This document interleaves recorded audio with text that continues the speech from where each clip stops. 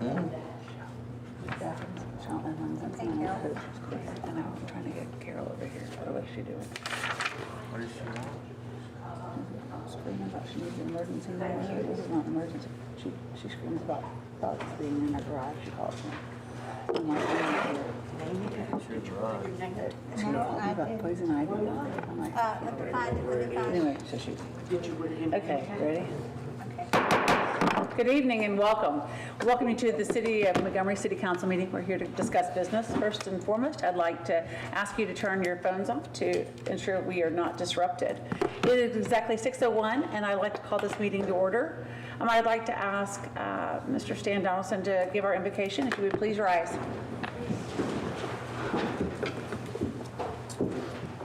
Heavenly Father, thank you that your love and mercy is from everlasting to everlasting, and we receive that love and mercy tonight, Father. Help us to do what's right, just and fair in your sight, and help us to do what's right for the citizens of Montgomery. In Jesus' name, amen. Amen. Pledge of allegiance to the United States flag. I pledge allegiance to the flag of the United States of America and to the republic for which it stands, one nation, under God, indivisible, with liberty and justice for all. Now the Texas flag.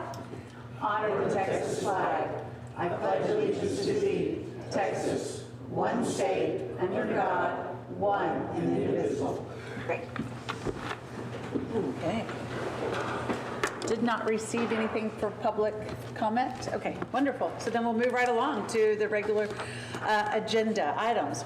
Number one on your agenda, consideration of possible action on a request from the Montgomery County Independent School District, MISD, for relief from Chapter 90 Utilities, Section 90-68A, which governs the cost of the city's public water system tap. Thank you, Mayor. As you know, Montgomery Independent School District is in the midst of constructing the CT Center up off of Oaksville Parkway within the city. Part of that construction, MISD is required to obtain a water tap from the city in order to connect the CT to the public water system. That's governed under Section 90-68, subsection A of our DOT regulations, which states if a tap or connection is made for the commercial, institutional, industrial consumer to the city's water distribution system, the charge to be made for such tap shall be the sum of the actual costs and expenses incurred and 200% of those said costs and expenses. Obviously, that's a lot of money. So MISD has formally requested through my office that the council provide financial relief by waiving the fee in part or entirely. I did not see any variance options or any language within the orders providing for appeal or relief, so it's before you tonight, and I will defer to the city attorney for a process, if there is one, in which the council may have the ability to waive this requirement. I know Brad Mansfield, the Chief Facilities and Operations Officer, is here tonight. So Brad, if you want to kind of outline the request and maybe answer the questions they may have. Thank you, Mr. Palmer. I appreciate it. I wanted to first and foremost introduce myself. I'm new to Montgomery, not new to the area necessarily, but I'm new to this position. And I have experienced a great few months here working with your staff here. Gary and Dave have been great to work with. We have a really good relationship. It continues that way, and I know we have a lot of business that we share. I've talked to Ms. Countryman on the phone a couple times, but it's nice to finally meet you guys, and I know how important it is for you guys to serve on these on a city council and advocate for your taxpayers. Well, I guess I'm here a little bit on behalf of the school district to advocate for my team a little bit on that. So what we're asking for on this is the water tap itself. Our engineers have recommended an 8-inch water tap, and looking back on that, we probably didn't need one that big, and so that's a different cost that has nothing to do with you guys. We're correcting that, but anytime that we feel as a school district we're not the same as maybe as a Home Depot that collects, that is making money during this whole process. We're going to be using water at that facility. Our kids, they're probably going to be using more water at that ag facility than they would if homes were on that site. So we're going to be using your services and providing the fees for that. But we are asking for the relief, or I'm asking on behalf of the school district, the 200%, which comes out to about $84,000. Because we are a taxing entity, kind of the same team with that. Just for your consideration, Either way, I completely understand it's in the ordinance. I'm not here to get mad or upset or anything like that. I just mainly wanted to make sure that I got in front of you guys and y'all know who I am as well.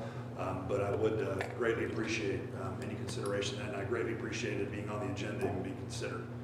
And certainly if you have any questions for me, I'd be happy to answer.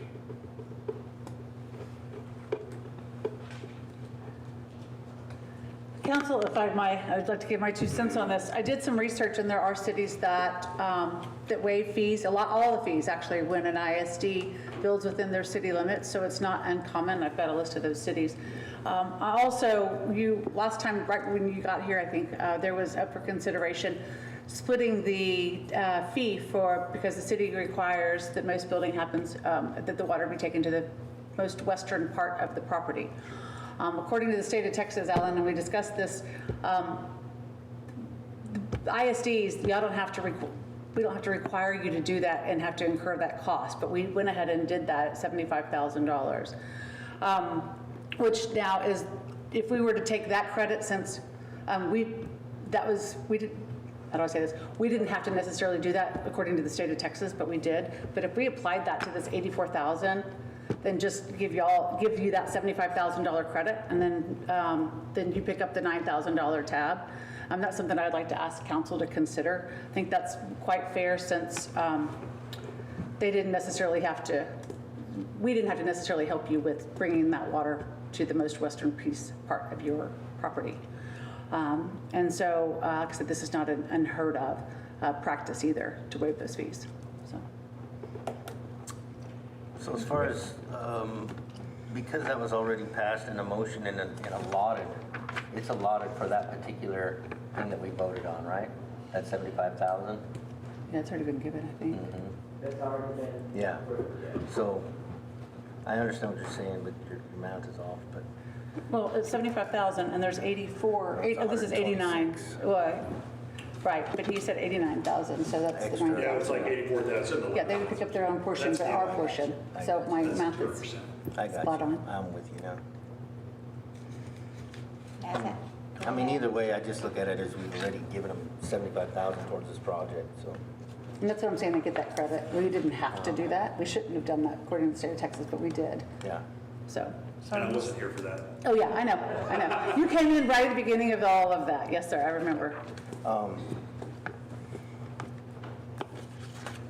Yeah. And then also the other thing, Dave, maybe you can help me explain this. There's no impact fees paid by the institution, right? There are none, and I'll let Catherine speak. Doesn't know. Based on that, they would not, or they No, my understanding- would pay impact fees, but they're not charging them because they're not. Correct, and I don't mean to keep deferring, but this was a decision made by a recommendation that came from your attorneys, based on the Texas Education Code, to not assess impact fees, and instead do a tap plus 200%. Right. Gotcha. So we're following the recommendations. Very good. And the first that we knew about this tab was back in June when we filled out the application. You think? I'm not sure, not in that. Was it discussed any other time that you know of? Not that I'm aware of, so typically a tap quote isn't provided until the plans are approved, Okay, and that was earlier this year. And so that's when the tap quote would have been provided.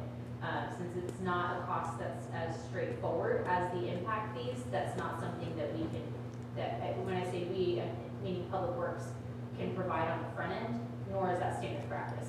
You wait until plan approval. They did ask for a ballpark back whenever the negotiations on the 75,000 was done, we provided a ballpark at that time. Do you remember that amount? It was about $10,000 higher than what the tap fee actually came in at. We figured a little high, Hayes figured a little high on their number, just to be safe. Smart. Yep.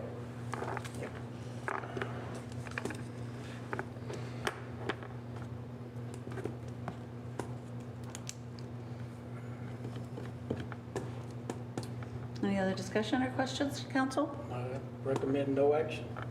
I second. It has been moved and seconded that we take no action on item number 1 on our agenda regarding the Montgomery ISD relief from Chapter 90 Utilities for Section 90-68A. This motion is debatable and amendable, requires majority vote. All those in favor of tabling item number 1 on your agenda, say aye. Or no action, sorry, no action on your agenda, say aye. Aye. Those opposed say nay. The ayes have it, the motion carries, and we will take no action on item number 1. Item number 2 on your agenda.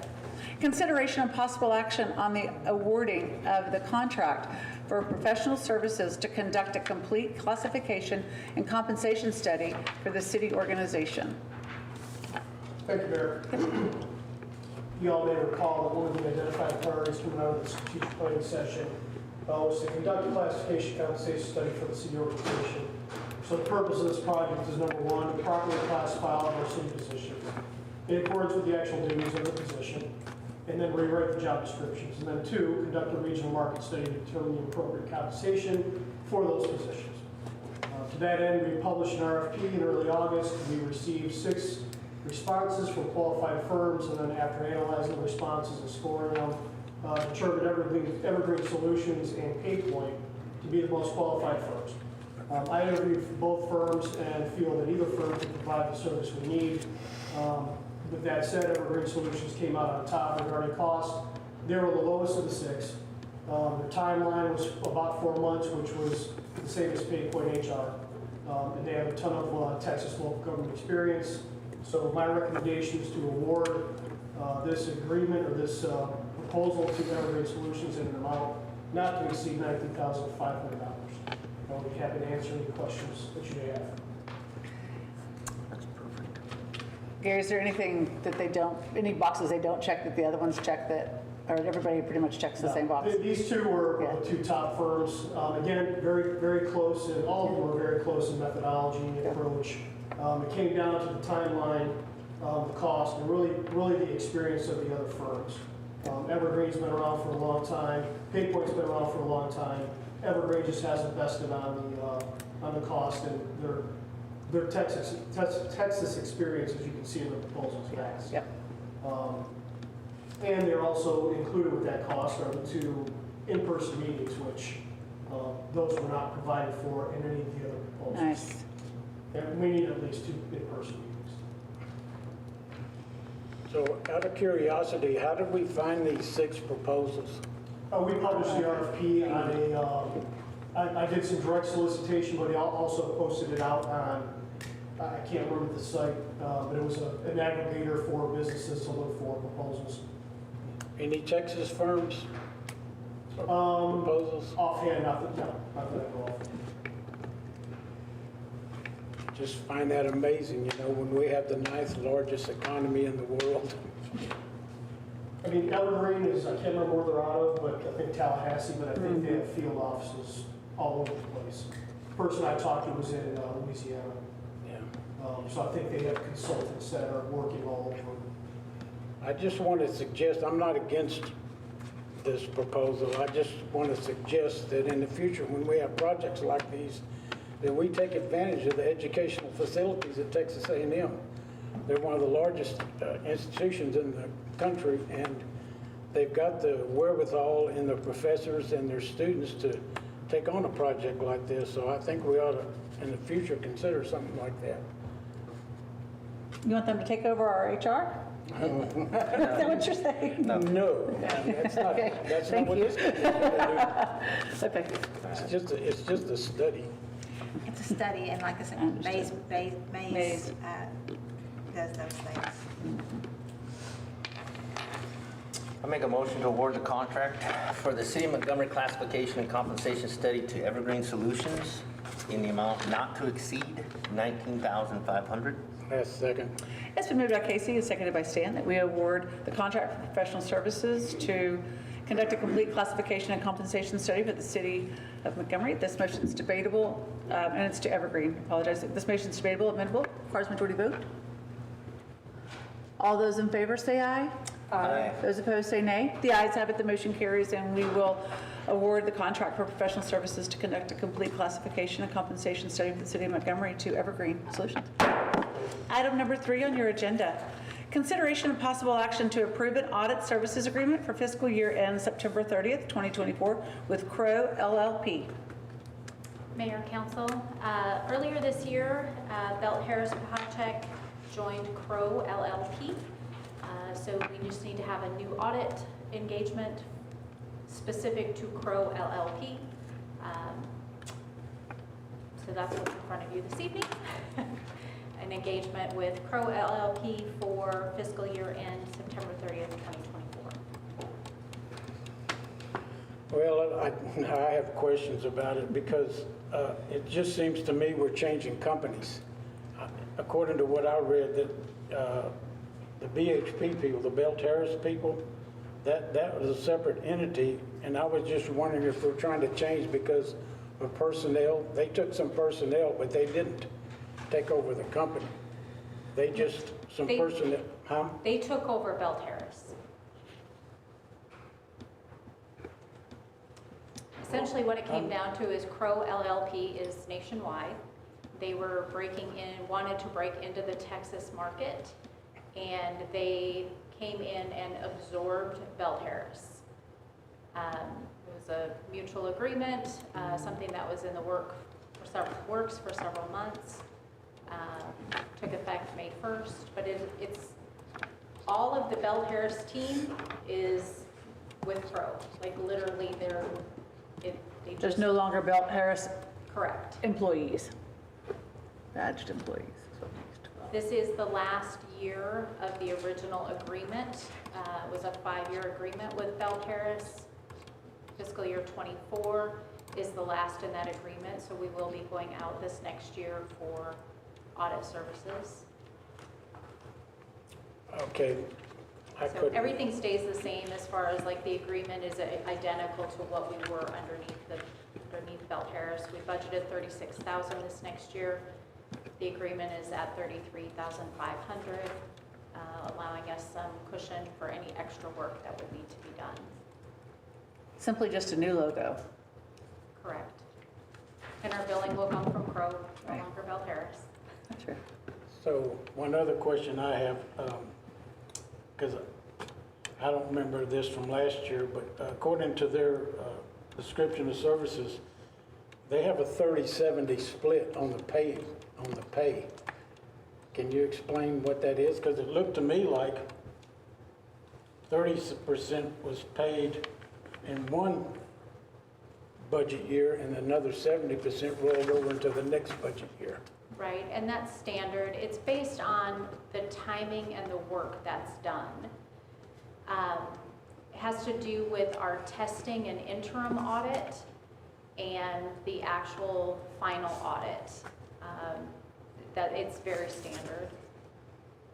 So, okay, but so when we hire them, Crow, then they're going to immediately do anything as far as auditing purposes? When are their auditing going to start? So ideally you have an interim audit in the June-July timeframe. We have not had interim audit. We will not have interim audit. It will all be rolled into one as it was last year. And our audit will start in December and go through December and January with the plan to have an audit ready in early February. We are required to have our audit completed by the end of March. Does that answer your question? Yes, thank you. You're welcome.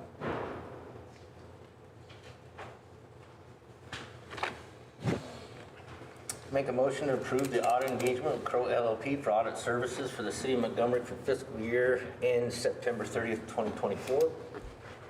Second. Excuse me. Second. Moved by Casey and seconded by Stan that we approve the audit services agreement for fiscal year end September 30th, 2024 with Crow LLP. This motion is debatable, amendable, requires majority vote. It is open for discussion. All those in favor of approving an audit services agreement for fiscal year end September 30th, 2024 with Crow LLP, say aye. Aye. Those opposed say nay. The ayes have it. The motion carries, and we will approve the audit services agreement with Crow LLP. Item number 4 on your agenda. Consideration of possible action on a recommendation of award from the city engineer for the Old Plantersville Road 12-inch water line extension project. Ms. Boo. Good evening, Mayor and Council. Last week, we received bids for the Old Plantersville Road Waterline Extension Project. So we received bids in our office. As a reminder, this project begins at the corner of Old Plantersville and Womack Cemetery, and then the water line will run west along the Redbird Meadows property to the Ag Barn, and then up along the high school across to 105 and tie into the city's existing system to create a looped water line. Also, as a reminder, this project is being funded by the developer for Redbird Meadows and will not come out of the city's pocket. So we received 10 bids at that time. The bid tabulation is enclosed on page 162 of your packet. The low bid came in as Bull G Construction. So you'll recognize this name. They are the contractor that you currently have a contract with for the sanitary sewer rehab phase 2. This is the work that was done just out here going underneath 105 to do the sanitary sewer rehab. So we do recommend them, as we have worked with them. We had a generally good experience with them and know kind of how to work with their staff and what we're working with. They came in with their low base bid of $1,033,795 with 120 days for final completion of the project, and we do recommend awarding the contract to Bull G Construction.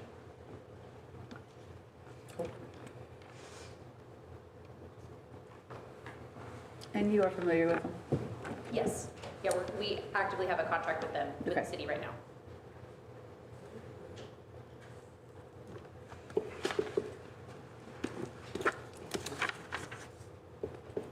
Council? I move we recommend the award of the for the city engineer for the Old Plantersville 12-inch water line extension as presented. Motion by Stan, Second. second by Cheryl, that we award the city engineer of the Old Plantersville Road 12-inch water line extension project to Bull G. This motion is debatable, amendable, requires majority vote. It is open for discussion. All those in favor of awarding Bull G the recommendation award for the city engineer for the Old Plantersville Road 12-inch water line extension project, say aye. Aye. Those opposed say nay. The ayes have it. The motion carries, and we will accept the item as presented. Item number 5 on your agenda. Consideration and possible action on the certificate of substantial completion for the Buffalo Springs Drive roadway improvements project and commencement of the 1-year warranty period. So as you are all aware, the road is open and available for use. So we are recommending that this project be determined substantially complete. This is not acceptance of the infrastructure. They're still addressing punch list items to address what we identified at the inspection on September 12th. Those were very minor punch list items, some striping, drippings, and a little bit of extra cleanup that they needed to do, some regrading that needed to be done. My understanding is they're actively addressing those if not completed. So we do recommend issuing the certificate of substantial completion since the road is open and functional. This does begin the 1-year warranty period as of September 12th, 2024, which is the date that we held the final inspection. I went over it last week and I made it. Guess It was what? good. And the red light's working And the red light is today. on as well. So we are on time. When is Home Depot set to open? October 23rd is the date that I've been told.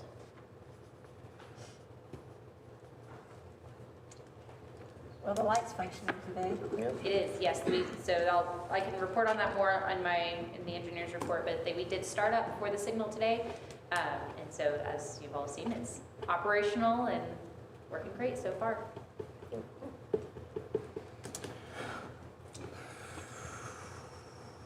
Make a motion to approve the certificate of substantial completion and entering into the 1-year warranty period as of September 12th, 2024 for the roadway project on Buffalo Springs. Motion by Casey, Second.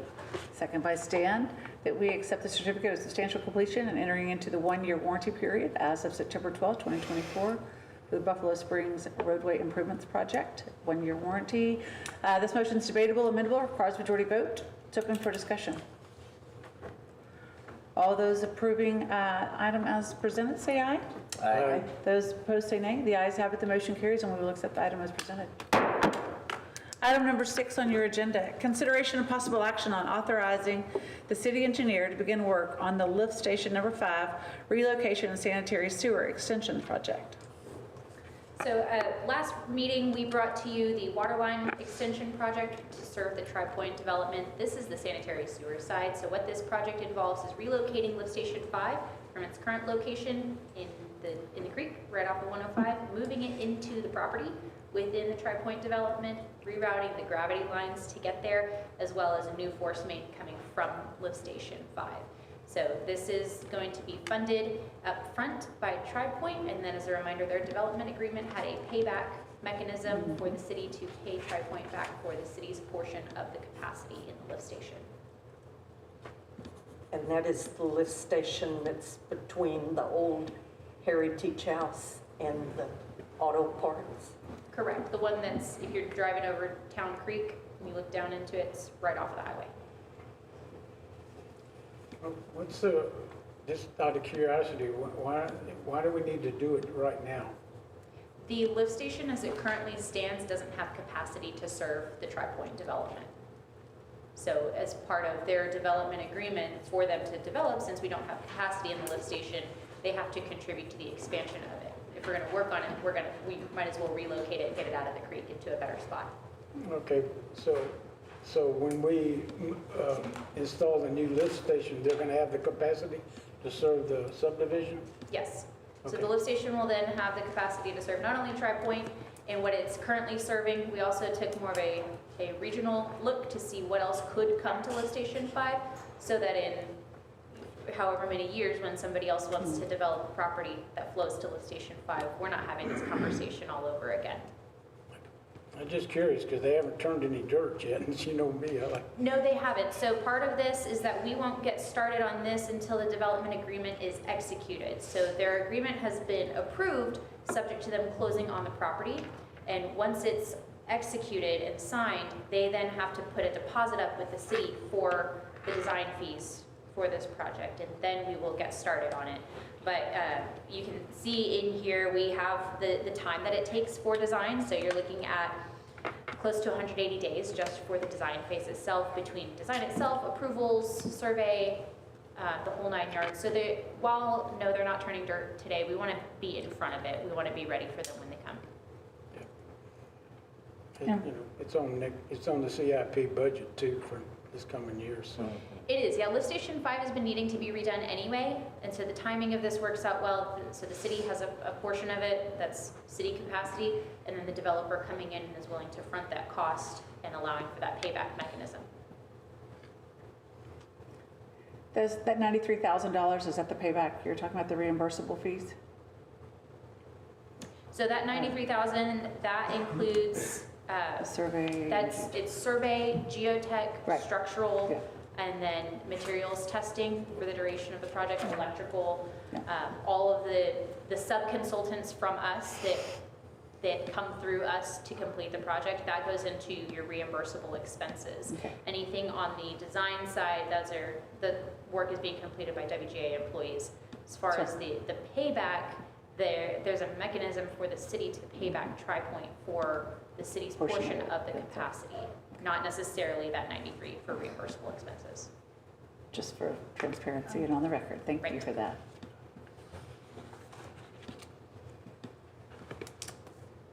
Make a motion to accept item 6 as presented. Motion by Casey. Second?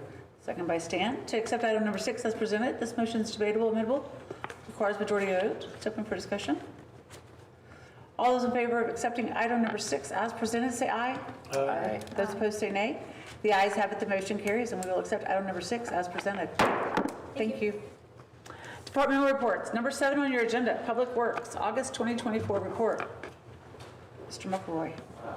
Mayor and council. Just the icing on the cake about that project too is we've known this, we needed to do this for a while, but getting to move that lift station is key for us.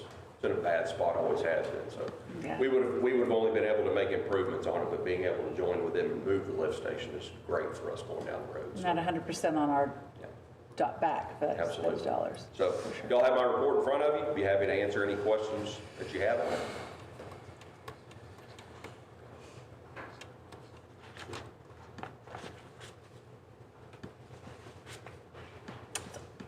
Is the county back to, okay, the whole cleanup from the storm, I think this city, we're probably in pretty good shape, although I see some stragglers, but they're not coming over here any longer, right, to clean up? Or is there anything that you have like piled away that they need to clean up? There's nothing that we have piled away that needs to be Okay. cleaned up, and I don't know the answer if there's. Yeah, I got on, it's off, it's on, it's off. Okay, I just was making sure, because if we had a need, then I wanted to make sure that to voice that. That's why I'm asking. But it doesn't sound like we have a need. The debris pickup is back on. Right, but That's what not I for our, heard. it is, but not for our area. They haven't gotten to us yet. They're designating it for other areas. And when our number is pulled, we have no idea. But if we don't have a need, or if we did have a need, I want to be able to voice that, as Mr. Walker's asked, so, okay.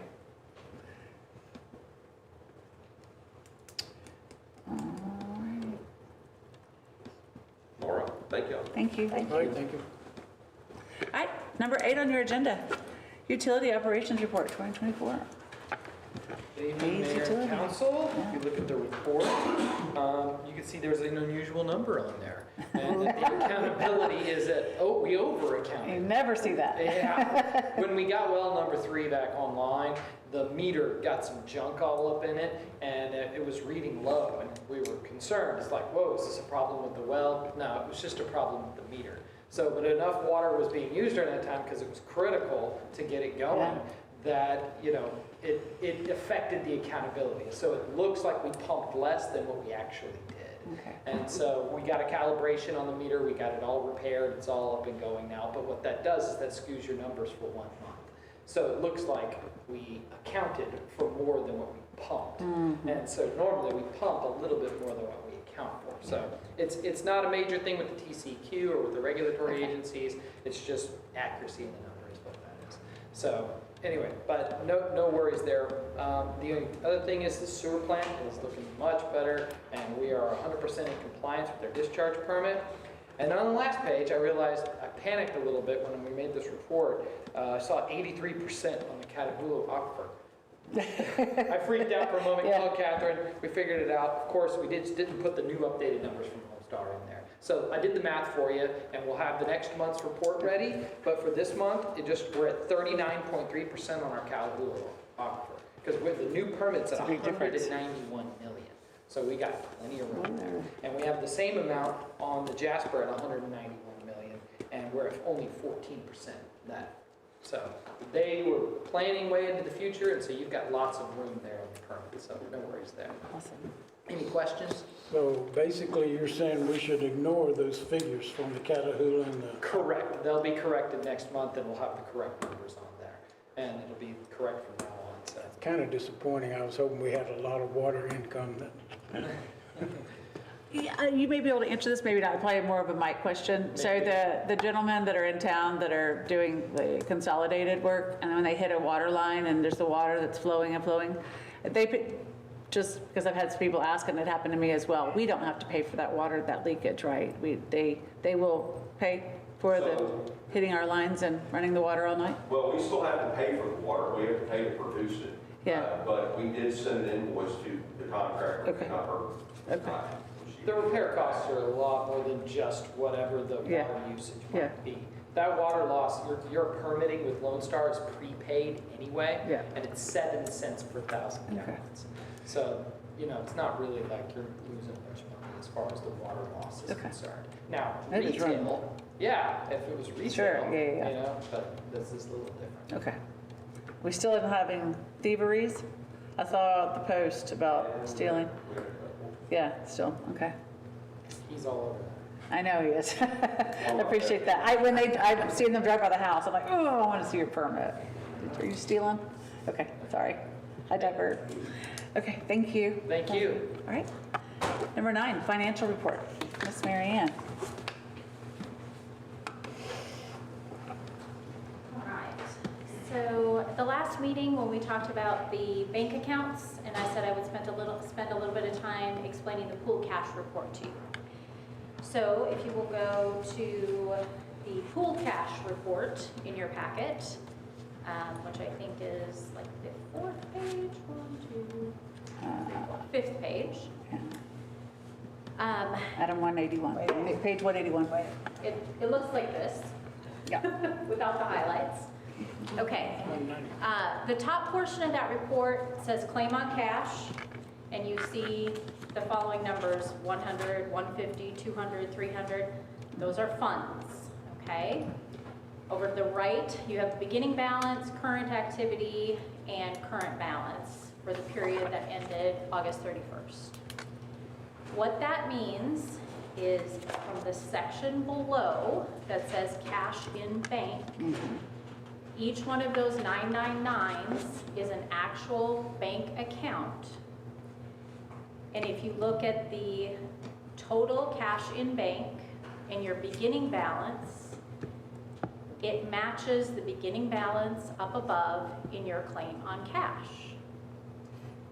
So what that means is that based on your money that is in the bank, those totals, that total of the 3.8, it is shared amongst those funds up above.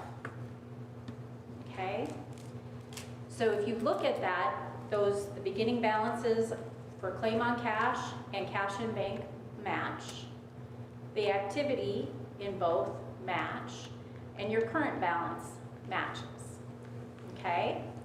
When you go to the bottom of your report, you have this due to other funds. We've talked before about those due to, due froms that used to have to be hand reconciled and based on transfers to bank accounts. Your system does it for you. And you'll notice across the bottom, you have claim on cash versus your cash in bank under those items, and your difference is 0. Seeing this shows you that there's no way to reconcile without these things being in line. What all of your transactions, and that's where you see the due to other funds, and if you go to the next page, you see accounts payable pending, and due from other funds, and an accounts payable control fund. Those are all of the behind the scenes things that happen when you are making payments. So when we receive revenues in, they're recorded. When you make a payment, it goes through this accounts payable piece. There's a whole string of transactions that happen behind the scene.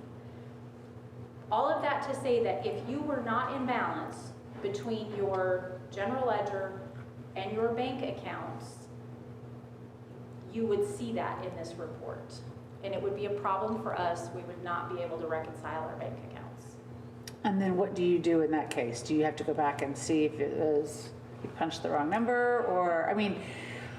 So the system is designed so that it won't get out of balance. There isn't a way to get it out of balance because these items that are in here, like those accounts payable pending, those are protected accounts, and we can't hit those accounts directly. The same is true on this claim on cash in this top section. Those are protected accounts, and we cannot make an entry to those accounts. It's something that happens within the process when we pay for something out of Fund 100. It will reduce the claim on cash for Fund 100. So it's not something that we can even make an entry to. Like if I put in that account, that 100-11-111-000, it won't let me do it. Like I can't do it because it is a protected account. So this is what you get each month that shows you in your cash and bank area. This is where you see your bank balances. That will change as those accounts are closed and we're going to transfer those amounts. But you will see that your claim on cash above won't change because what's happening is your money is going from those accounts into the operating account, but its claim is still the same up at the top. Does that make sense? I know it's a little confusing to see it in that way, but I just want you to know, like you have every month, these are your bank balances. And the same is true when you go to that next pooled cash, that's your investment accounts. That report looks a little bit different. It doesn't have that accounts payable pending because we don't pay for anything out of investments. That's investment money that just sits there and earns interest. But you still have a claim on cash and a cash in bank. So when you look at this report and you see your claim on cash for the, we'll go with general fund. When you look below, there are several items that make up that 2.8 million. So it's not bank account to bank account. It's not a match. It's a map, if you think about it that way. But again, your amounts at the top, your claim on cash for all of those different funds on the investment side, match your cash in bank in the investment accounts. It seems a lot more accurate than what we had before. It is. And that's why you get reports from the system. Yes. All right. Yeah. Anybody have any questions on that? The No. only other thing I was going to point out this evening is on the sales tax report. Your sales tax snapshot in the month of August, you had your highest sales tax ever, Hey. $636,000, $636,689. That does include quarter two payers in that amount. But the reason for that jump is directly attributed to an item that you will see on your top 30 companies rank and change summary. Your number 6, your entity, the company that is ranked as number 6 is the direct reason for your increase in your sales tax in August over last year or any other period.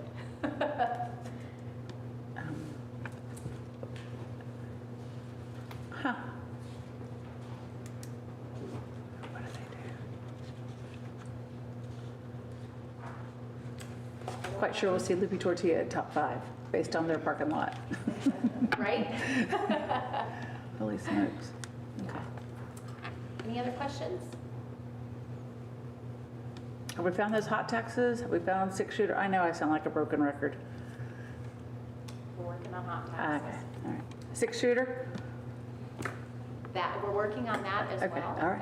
That has been identified. It is sitting with the comptroller's office. Yeah, I Okay. don't have an update. They're still investigating. Okay. So, yep. I went in there last Thursday and she's like, this is the most people we've had on Thursday in a long time. And people were buying and I'm like, oh, we're not getting those taxes.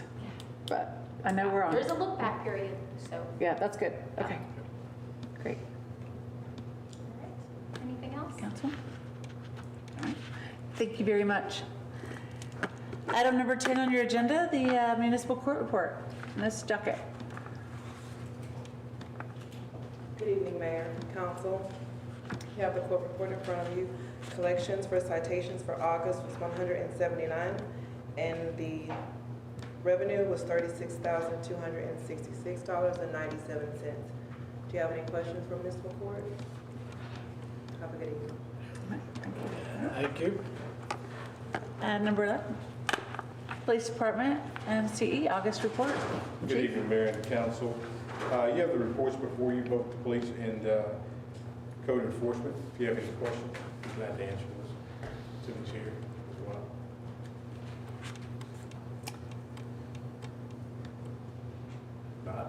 Thank you. Chief, you did a great job at the meeting, the town hall, for the upcoming CCPD on the agenda, on the ballot in November. Yeah, that's moving. Great questions, and there definitely was some misconceptions out there you were able to.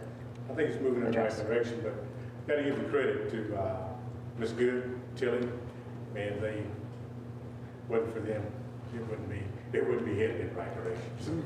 So yeah, give a shout out. When's the next, I'm sorry. when's the next meeting, Chief? Yeah, that's what I The wanted next to know. town hall meeting is the 10th of October, and then one on the 24th. At 6 o'clock still? Yes, ma'am. October 10th and whatever. What's the other day? 24th. Yeah, Okay. thank you. Okay, thank you. All right. All right, number 12, city engineers report.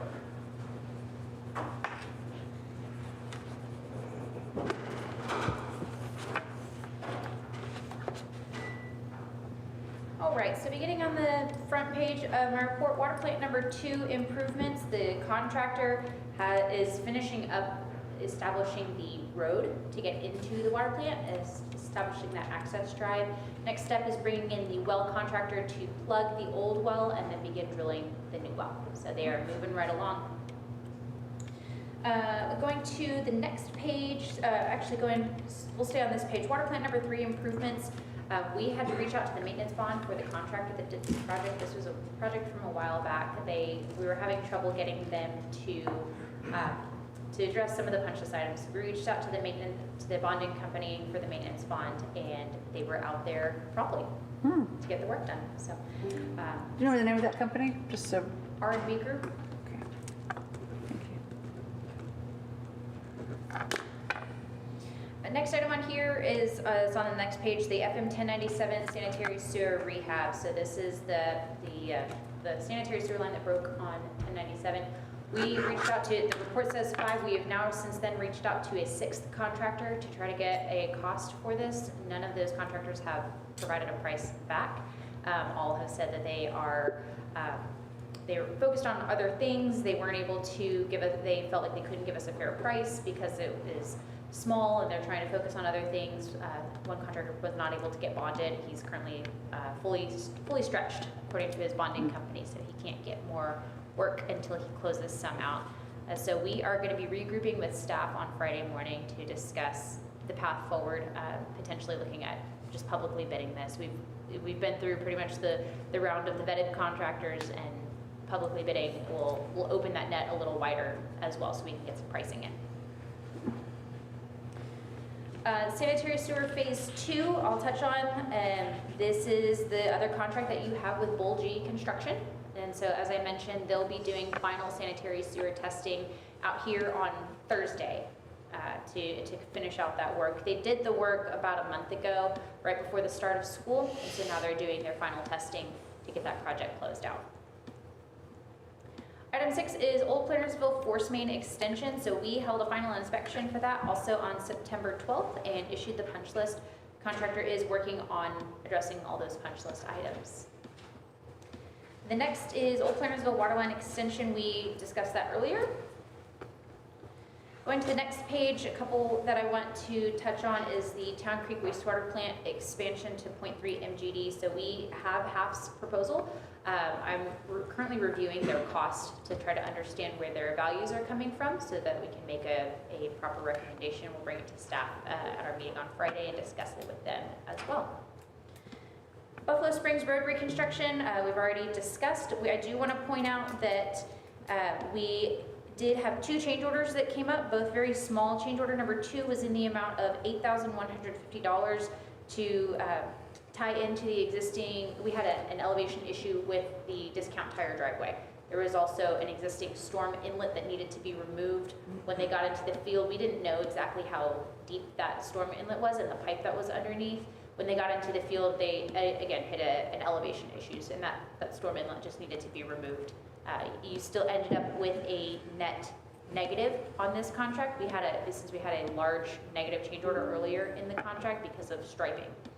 We removed some striping. There was overlap with this contractor and the signal contractor, so deducted it from theirs. Where did the total come in at? The total, I don't have that number right in front of me. I apologize, but I can get that to you and send it right over. Okay. Change order 3 was a net $0 change order. This only added 7 additional days to account for Hurricane Beryl and the time lost for that.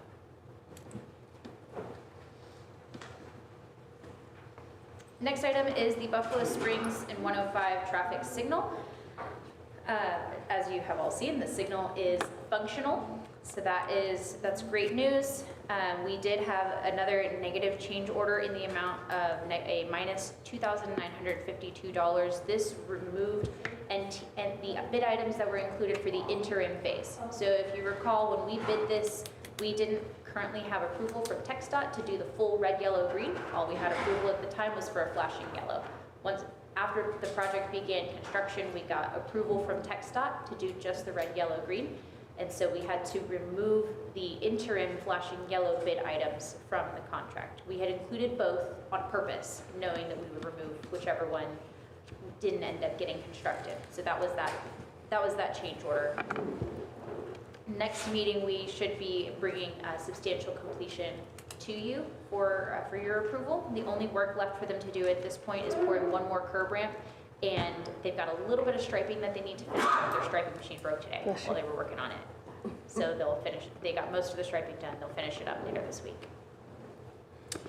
Can I make a request for when you bring the substantial completion to us, can you tell us what the cost of that one is also? Yes, I will. All right, thank you. Yes. No feasibility studies at this time. Plan reviews are listed. Plat reviews are listed as well. So on plan reviews, the big one, we received plans for the MISD athletic complex improvements and provided comments to those. On your plats, we did receive a revised minor plat for the CTE building and provided comments to that as well. Ongoing construction is the big one is Hills of Town Creek Section 5. So they have started work on their water, sanitary, and storm to serve the development. So that is moving right along. And then Redbird Meadows, we received their notice, a copy of their notice to proceed that they issued to their contractor today. So I would expect big utility work to start on Redbird Meadows likely next week. So they've been doing just clearing in the meantime, but this notice to proceed was for their utility construction. Catherine, can we real quick go back one plan reviews? Where is Lone Star Ridge? I didn't see it on the map. Lone Star Ridge is the Taylor Morrison development. We did Okay. Taylor Morrison. On Lone Star. Okay. It's up on that single It's- family on Lone Star Parkway. Yeah. We just found out that we didn't know what they were going to name the subdivision. Lone Star Ridge is what was on it whenever we just received it. So we'll get that cleared up on the Yeah, I exhibit went as through, well. because I thought it was Taylor Morrison. I was going through all the minutes from others, and I'm like, it doesn't say that Lone Star Ridge anywhere. Where is this? Okay. Yes. I Yeah, we'll couldn't get that find cleared it up on the in exhibits previous for minutes. Thank you. consistency. Yes. Good deal. Next item on there, kind of jumping down into the text dot section. So access management along 105 from Grimes County to Shepherd. We are continuing to coordinate with them on those utility conflicts, getting those resolved and getting a clear path forward. So Zach has taken it upon himself to meet with them weekly and make sure that they are getting us the information that we need and vice versa, us getting the information that they need so that everybody is squared away and ready to go as much as possible. Some of these we're also looking at can be timed with the construction of the force main for the Tri-Point development. So trying to address some of these conflicts all at once.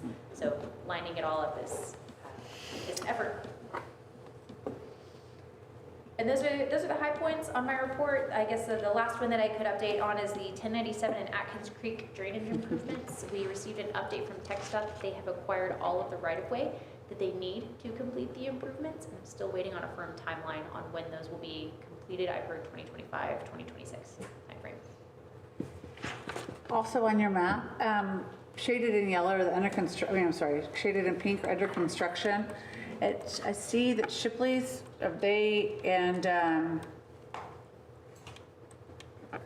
and Lone Star Mart says it's under construction, but I don't see anything moving. Is that, So everything we been? classify it as under construction because the plans are approved. Okay, And so from our perspective, they could turn dirt tomorrow. okay. And so they're not in design anymore because their plans are approved. They might not be in active construction, but that's just to explain where that coloring distinction comes from. Did we ever figure out that car wash over there on Lone Star Mart? Going up against those houses? There is a car wash. Yeah, we talked about doing it there was a big discussion about asking them to put it on the road versus up against the residential homes. I haven't seen a set of revised plans showing that. Did we ask them? If we did, there was a period of time where I was out. It may have happened, so I can't Maybe number speak to 3? that, yes or no. Real good answer. I mean, can we still ask them about that, putting it on the road versus against the residential homes? We can certainly ask them. We can't, there's nothing that would require them to do it, but we can ask. Why can't we require them? Why would we want that against residential properties, not on You don't have roadways? an ordinance Yeah. Someplace to. that requires it to go on the opposite side. Very highly 25 feet is all incentivized? we've got, huh? It would be whatever that vegetative setback is, I think 25 feet, vegetative setback. Although I'm not familiar enough with the plans to know what would apply there. On this one, and Dave, correct me if I'm wrong, but I believe this is the reserve where the vegetative setback got moved to, Just don't know if it was on the western side as well, or just that north side. I think it was just on the north I side. think it was, just. Yeah, I think so. That's why, Because of the terrain. right, yeah. yeah. So I don't think it was tied to the western side, so they just had a 25-foot setback, and I think We did have them put operating hours on the plans, so that, car wash can't be going at 1 in the morning. Well, do you know those operating, I just have residents asking. Off Is the it, top of my head, no, I don't. Again, happy to get that for you. if you wouldn't mind, that would be helpful, because So Absolutely. I explain, get lots of text asking. Okay. you have to help me with my ignorance. So the 25-foot back setback doesn't work on All both sides. sides of the property, just one? It's just on one, that's how the ordinance is written.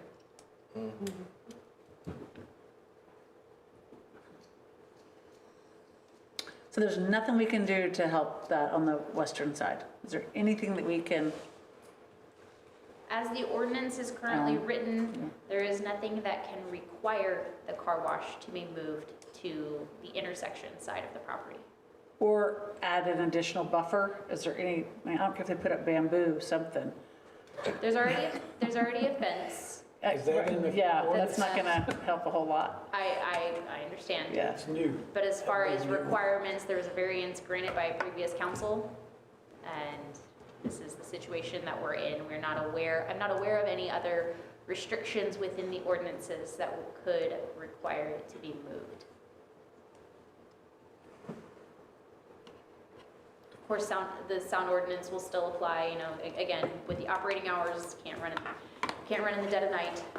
But as far as in broad daylight, there's not a whole lot that we were able to enforce on our side during the plan review process with the ordinances. Gary, is this one of the ordinances that's being rewritten by, so it'd be cleaned up a little bit? How can we avoid this next time? Yeah, like, is there anything we can get ahead of next time? So this is, I mean, Oh, people it's have got $550,000 houses and there's a car wash in their backyard. Right. It's, So that's the intent of the vegetative setback, is that vegetative setback provides a buffer, if you will. Now, vegetative setback doesn't mean a tree barrier. It doesn't require that tree barrier. It just means it could be shrubs, it could be, a grassy area. It's pretty broad in what qualifies as a vegetative setback, but it does require that. It then goes with that spacing. That's the intent of the commercial against. that's just on the north side. That's not, because there's a west side too with houses right there. So the setback is still there, but it's the question of north versus west side Yeah. was where the variance was granted. This is before our time.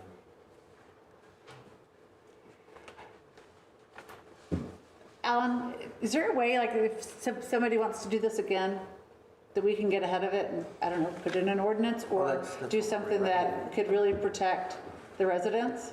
I think that's the process that we're going through now. Yeah, but I don't know if there's anything additional so that nothing like this slips through again. Well, it is a matter of adding some additional screening requirements into those ordinances. So the interim ordinance amendments that we're going to be looking at, coming up with KKC, we can ask, I don't know if the setbacks are going to be in this interim ordinance amendment, but I can ask them to see if they can look at adding it to this, if it's not. Could we put language in there that says, for instance, if it is something that makes a bit of noise like a car wash, that it doesn't go up against residential properties, it must have a commercial property neighbor or barrier or road, and not residential? Yeah, we just need to put some restrictions Okay, there to for make sure. sure they can't do this. It's part of our growing pains, right? Yep. I mean, the other ones were all commercial, and you can't hear them, but this was Giving atrocious. variances doesn't help. Sir? Giving variances doesn't help. Yeah, well, true. Who did that? Who did That that? was before us. I need to find those people. Okay. I probably did. All right. It's not on my side. And, all right. Anybody else? No. All right. Thank you very much. Thank you. Thank you. Council, I entertain a motion on the departmental reports. I make a motion that we accept the departmental reports as presented. Motion by Stan, second by Cheryl, to accept the departmental reports as presented. This motion is debatable. Amendable, requires majority vote. All those in favor of accepting departmental reports as presented, say aye. Aye. Those opposed, say nay. The ayes have it, the motion carries, and we will accept the departmental reports as presented. Next item on your agenda is council inquiry. Does anybody have? I am not sure. I did not go back and find my notes from the meeting, but a meeting, probably 3-4 months ago, there was a House bill that was come up about fees changing and inspections or something. Have we moved on any of that? The one that requires approval every 10 years? Yes. Yes. That one? Yes. In fact, your building official sent an email about a month ago in terms of updating the building code. And he had a recommendation, I thought it was a very good one, that we update those fees and go through that hearing process at that time, make sure it's all, up to speed. The last time we talked about, I remember this had to all be done before January 1st of 2025, before it's locked in for 10 years? No, that date, that January 1st date was when Of 2024. was when the idea of you have to do it every 10 years becomes effective. Okay. It wasn't necessarily a deadline date.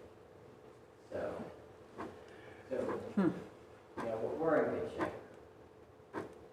What was that? I've talked to a couple of mayors, there's a little mayor consortium, and they all have passed it, and we hadn't, so I thought.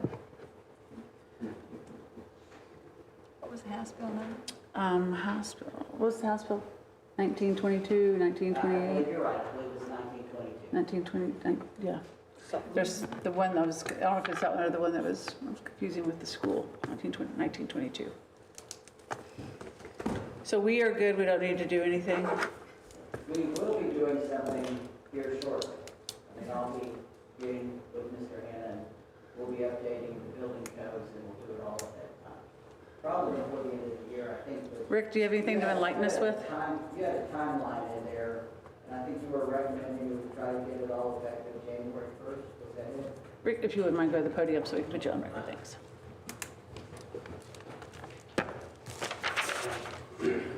Last fall, I could have told you all this, but it's been a while since I've thought about it.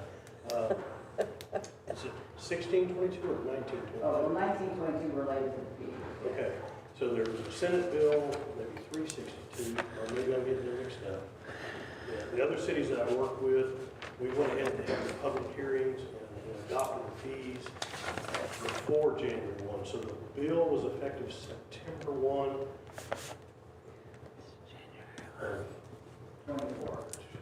24.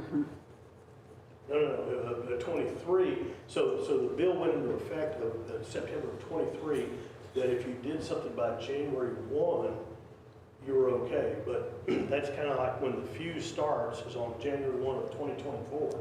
If you don't have a public hearing and adopt your building inspection fees within 10 years, then they're abolished. So the question is, when's the last time you adopted building fees? Because if you didn't have a public hearing before the end of 2023, then you'd go back to whenever your last adoption was. So we're still okay.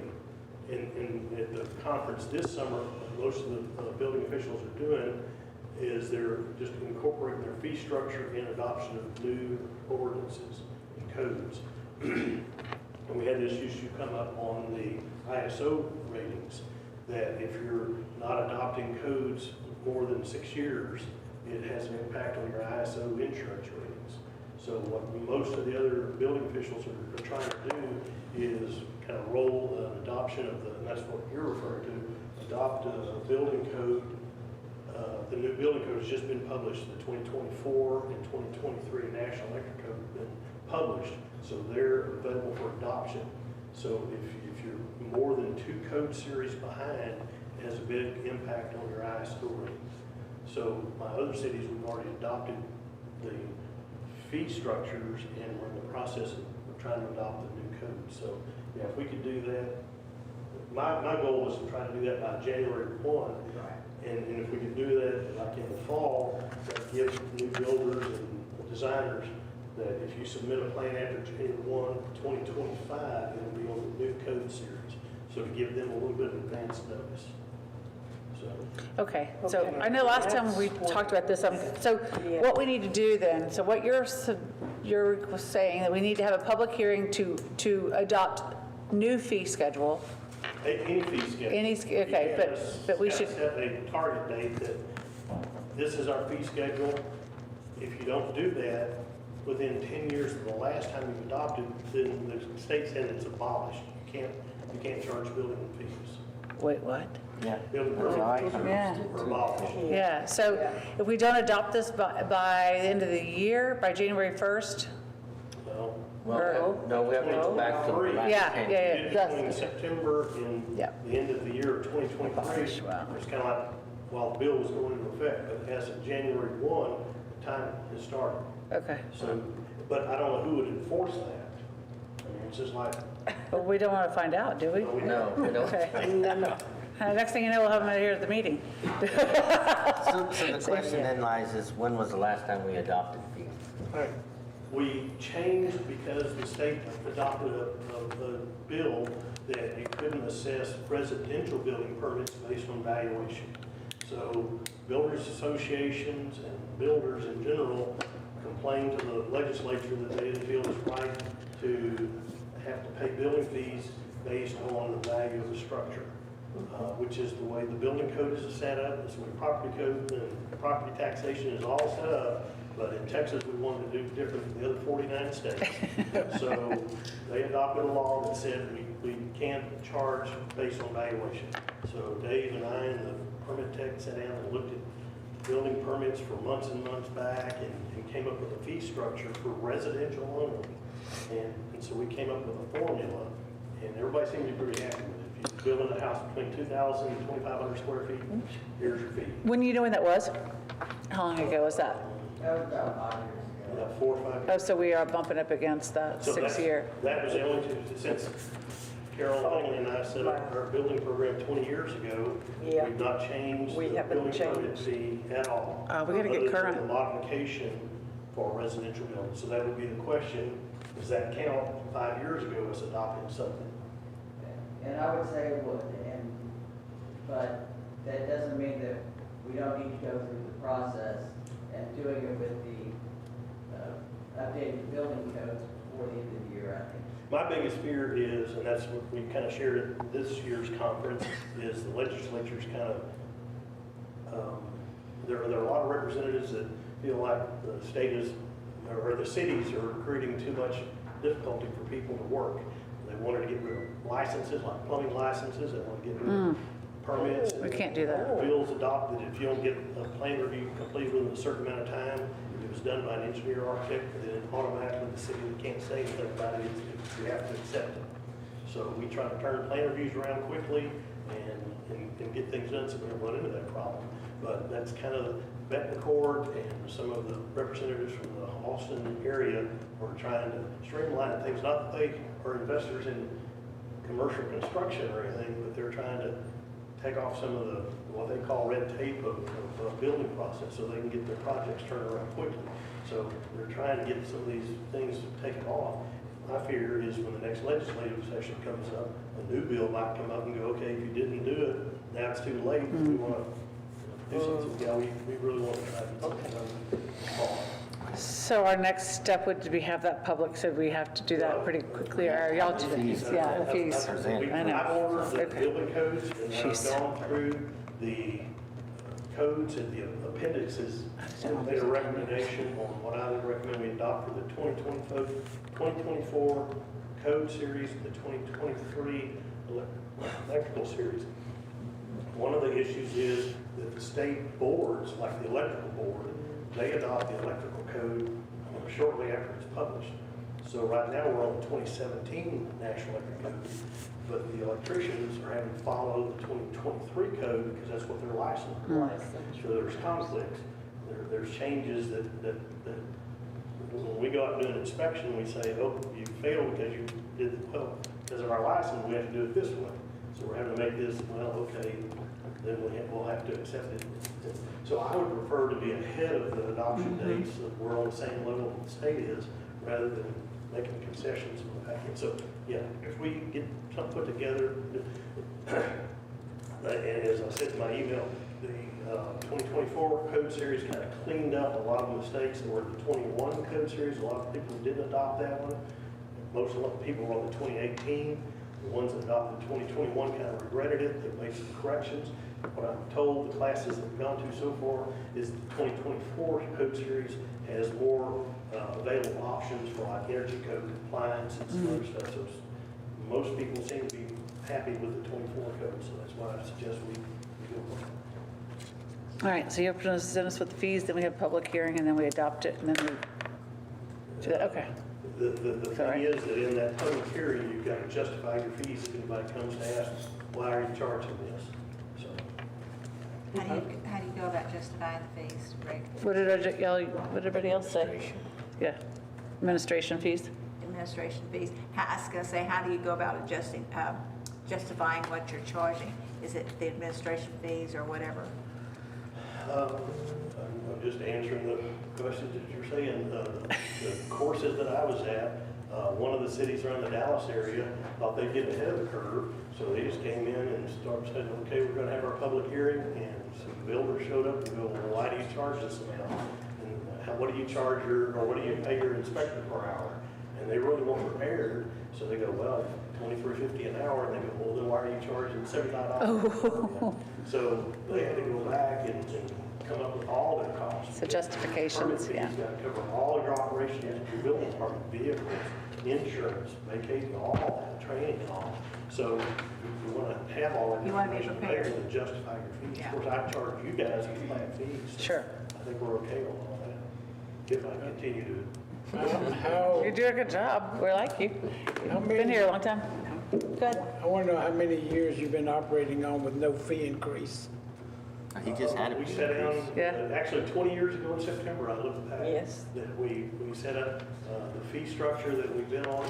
When Jack Yates was here, we raised it from a $50 inspection to $100 inspection for building, from the structural part. But we still charge the same inspection fee for mechanical electrical equipment. I think it's just increased efficiency with our computer programs. I mean, back in the day, we had forms that we filled out by hand, and I'd come by and give them to Carol, and here's the inspection for this. All electronic, that kind of stuff. So it's been a while since you've had really a rate increase. And they're not looking for a raise, just looking to keep working with you. Yeah. Well, I know. Great. But still, No, everybody. and you've got software, current software, and do we call it state-of-the-art software? I'm very pleased with it. Yeah. One of the other cities that we fill in with went with a different organization, and they're very upset with their decision. So we fill in with them, and they go, wow, yours is pretty nice. Curious, is Shabana still with you? Yes, ma'am. She's vice president and chief operations officer. She runs the show, and I'm just a monkey out in the field. She's still working right. She points and he says, yes, ma'am. Awesome. She's good. Thank you, Rick. Thank you for that. I've got it written down. Appreciate it. So that answered my question. Thank you. Anything else on council inquiry? I talked to Hope Brown yesterday. Yes. Because I'm trying to keep track of Joe Harris, see how he's doing. He's doing fine physically. He's going through his treatments, but she's still, basically, I think what she's wanting to know is that if we are going to try to make any kind of grant works proposal to get money to help elderly people with their problems, their issues. And his main issue is his house is sinking. His foundation is going out, and he doesn't have the money to fix it. It's starting to eat into his kitchen, and I think that was the main, her initial call was to see if we were going to make any applications to GrantWorks to see if we could help them. And I don't know the procedure on that. I talked to Ms. Brown. So GrantWorks is a company that will, like ARPA, we're hiring them to do our ARPA grant work. We would have to have a program, like a block grant program, housing rehabilitation, a program for them to do that work for us. So we wouldn't apply to GrantWorks for this. We would have to find a program, and then once we get engaged in that program, then we would solicit services for GrantWorks to help us administer that program. So right now, we don't have anything. We don't have a housing rehab program. The county may have that, and I've directed Ms. Brown to the county, but we don't have anything. All right. We almost need something more comprehensive. We can't just target an individual when we're asking for help. Yeah, I mean, I would think, I pointed her to the block grant program. As far as I know, that's the only resource. Okay. That would have an activity that would help her. All right. Well, and GrantWorks is good. I just don't know who would manage that also. I was involved in that before, and it was the city secretary. But just having somebody manage that internally is, we got to get our players in place, and then I think that we can look into that, which hopefully will be in the short term. He was also, her dad was a recipient of that grant program years ago. Right.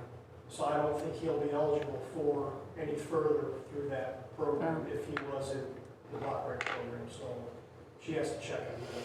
Yeah. I know we have several that I don't remember him ever being. I don't think so. Yeah, she said that. I don't know. She said he received money from the block grant program at some point, and that whatever work they did is not failing. Okay. Was before me? All right. Is there anything else on Council Inquiry? Nope. All right. With that, we will head into executive session. Adjourn into a closed executive session as authorized by the Texas Open Meetings Act, Chapter 551 of the Government Code sections. Executive session pursuant to Section 551.071 Texas Government Code consultation with attorney to discuss matters within the attorney-client privilege concerning city council authority and responsibility related to personnel. 551.074 personnel matters discuss city secretary finalist. It is 7:18, and we will head into executive session. Just quick.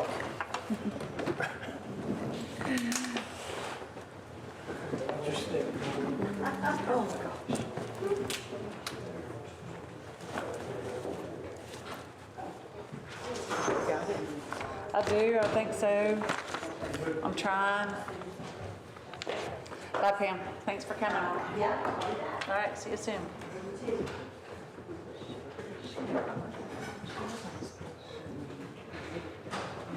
Right. See the park, actually.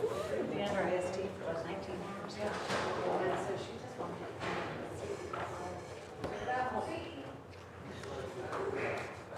This one.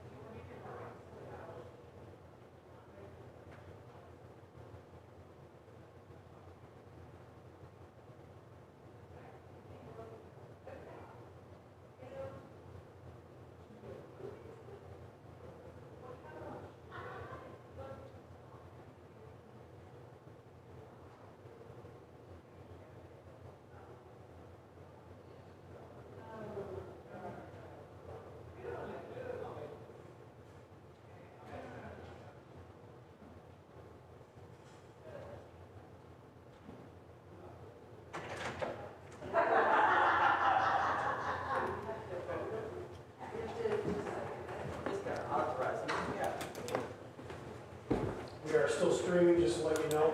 Okay. Mike's on. Still hot mics. Still hot mics. Let the ladies.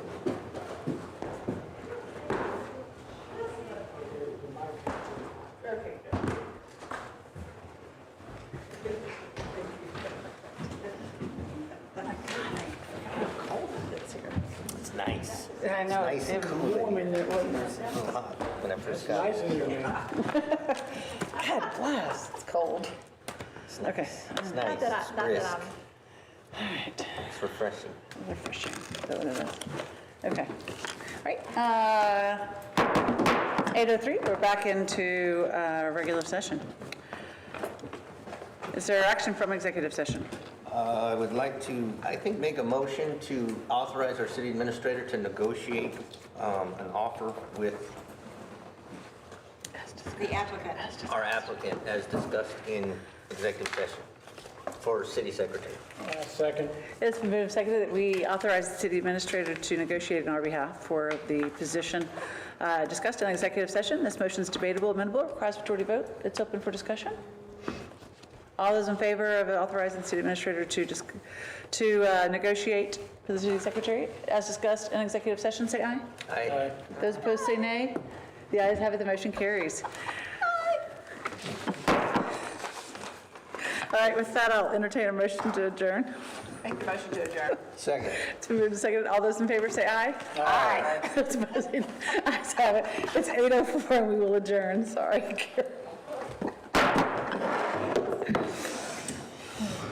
Cheryl, you lied to me.